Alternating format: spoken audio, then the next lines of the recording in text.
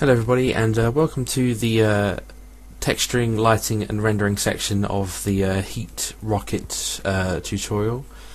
Basically I'm going to be covering how to texture, light and render the scene that we created in the previous tutorial where we modelled the rocket. What I've got here is the textures I'm going to be using and how I went about actually creating these textures.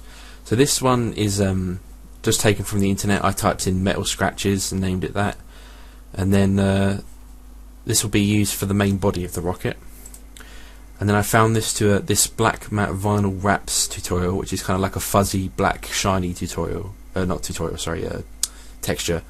And this I figured this would be quite useful for the like the black outer wrapping of the missile, where it has the text and such.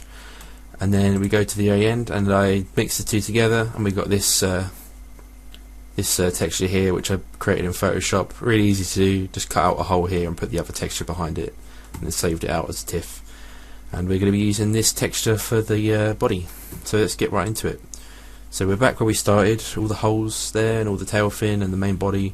So let's select the rocket body, and let's go into it. Go right to the bottom, and we want to bring in a UV texture. Bring in the UV texture. Plug that in. And now we want to set the texture type to cylindrical and put the X, I think it's to the X axis, I believe. We'll come back to that if it's not right. Quick shade, and then we bring in a UV quick shade and plug the UV texture into that. Put the output on the quick shade. Okay, it wasn't the right one, so go back to the UV texture and make sure that the projection axis is on the Z axis, and as you can see it's made it a lot less gathered up, so it's not as crazy now. So now what we want to do is go into our UV quick shade and go to our texture map, and then we want to go to our little file icon here and bring in our texture. Now metal scratches strip is the texture we had previously, and as you can see that's applied it, and it's not stretched at all, and all the textures are fitting just about where they should be if we were to look on the side view. So yep, that's the main body done basically with texturing, and now we want to basically repeat the same process we just went through for each of the fins, the inner tube, and that's about it. So let's do the inner tube, or the tail fin rather. We can copy and paste these two. Go to the tail fin. Control V, plug them in, not that one, shake them to reset them if you do it wrong. What's it doing? Hang on. There we go, okay.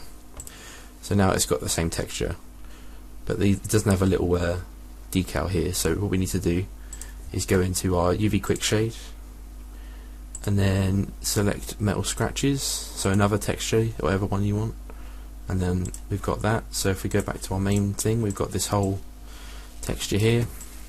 Looks alright so far. And then for the inner tube, we want to copy and paste it one more time, deselect them so they don't go crazy, connect them all up.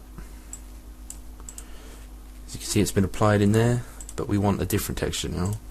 So let's do one last texture, which should be black text, and that should be it for the texturing. Yeah, so we're basically there with the texturing. We've got to move on to the lighting now. So what I did in my AT4 tutorial is I brought in a grid, and I recommend we do the same here.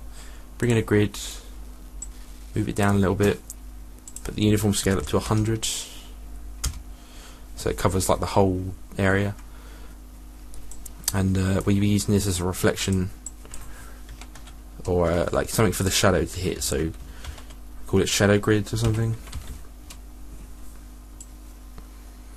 And now what we need to begin the lighting and rendering process is a camera and a skylight.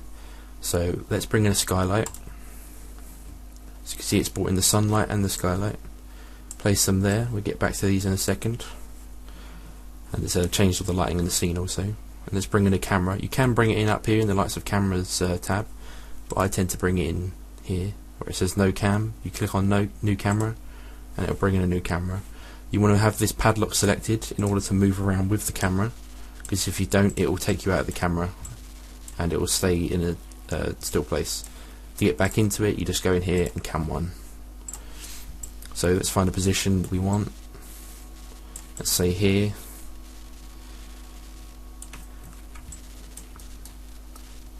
Yeah, there we go, about there. And now let's head back to our Skylight. And now we want to go in this sky environment map, and in sun we want to go to the Use tab and change it from rotate angles to location, date and time, and that will give us basically a sun that we can choose the time of, and whatever time of year and time of day. So I'll set it to July 27th, so middle of summer, and let's put it at maybe 3 PM. As you can see, the sun in the scene is up there, and the shadows, the light is being casted this way, and the shadows here. So some basic lighting to give it a bit more of a jump out, and it will put a shadow on the ground as well from this object. And at this point we're basically ready to render. I recommend saving. Let's go to number 10. Apologies, I had a minor crash. So we basically want to get onto the rendering now. So in order to do that, let's go to our camera first, and this will allow us to set the resolution. Up here you can change it to whatever you want. I'll have it at 720, I think, because it's a decent. It's HD, but it's not going to take forever. And then we want to go to our little network selector here. We want to go to Out, and then here we've got our preview render. But if we go up to here at the top left, into the render tab, create render node and mantra, bring that down, and as you click on it, you see it's brought up this parameters tab here, and we basically get to mess around with this. We can set the frame range. If you want to do a little animation of the camera, we just do a current frame, and then we go to rendering here, and then we can up the pixel samples, which will basically denoise the scene a little bit, make everything look a bit more crisp and higher quality. Same with all these. Let's bring that up to 20. Let's say about 2 for all the rest. And once you're done with that, you can basically go up here and render the disk, and that will begin to that will basically save a render into your folder, your home folder, and you'll have a render. And that's basically the process. We've got we've modded it all, we've textured it, we've lit the scene, we've got some geometry to reflect, to show the shadow hitting the floor, and that was the rendering process. So thank you very much for watching, and I'll see you in my next tutorial video.